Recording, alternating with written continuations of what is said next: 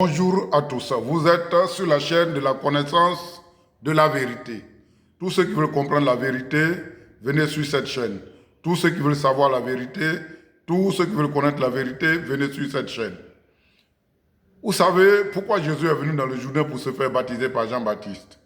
Souvenez-vous, quand nous lisons Josué 3, nous nous rendons compte que le peuple avait traversé le Jourdain avant d'avoir accès à la terre promise, Canaan, là où regorge le lait et le miel.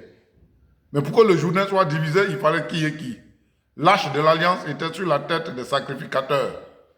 Ils ont mis pied dans le Jourdain s'est coupé. Et ils ont eu accès à Canaan. Le peuple a traversé à sec, et après ils ont fait une guerre et la terre a été partagée. Et ils ont bénéficié de Dieu.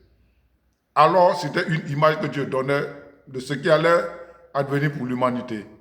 À notre temps, nous, le reste de l'humanité, nous aussi, nous devons avoir accès à Canaan, Canaan spirituel, là où regorge le lait spirituel et le miel spirituel. Donc nous aussi, nous devons traverser le Jourdain. C'est pour cela que Jésus est venu aller au Jourdain.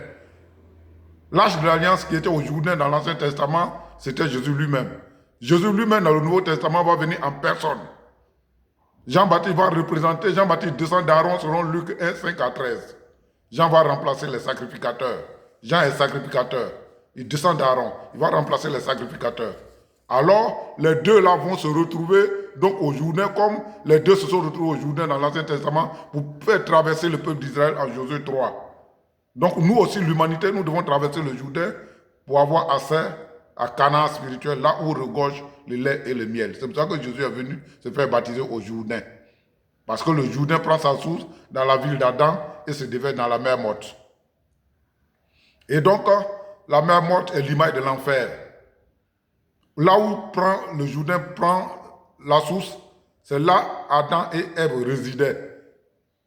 Le fait que c'était l'amont et la mer morte était l'aval, donc on dit que tous ceux qui descendent d'Adam descendent vers l'enfer. L'humanité, toute l'humanité descendait tout droit vers l'enfer.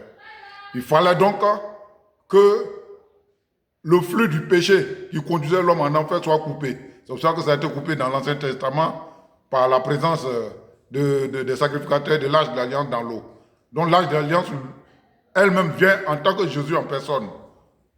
Donc Jésus lui-même et les sacrificateurs qui ont été remplacés par Jean-Baptiste sont venus pour faire traverser l'humanité. C'est la vérité. Celui qui croit, il entre à Canaan pour toujours. Il est sauvé.